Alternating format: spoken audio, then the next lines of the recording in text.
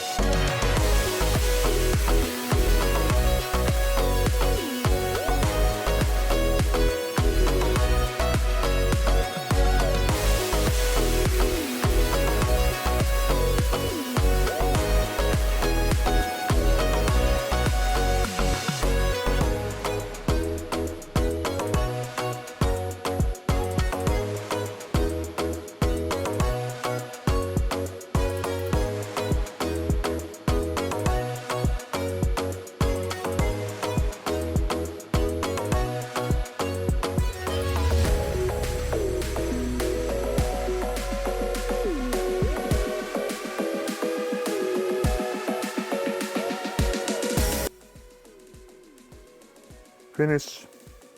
It's looking good. Hope you enjoy this video and subscribe. I would love to see you subscribe to my channel and to see more of my Jeep. It's almost ready for the summer. It's a little bit more. Not much, but I'm happy to have the winch inside. I can put it into a freeze pool. Easy peasy. Can connect the control with a wire, and then I have it also with no wired remote.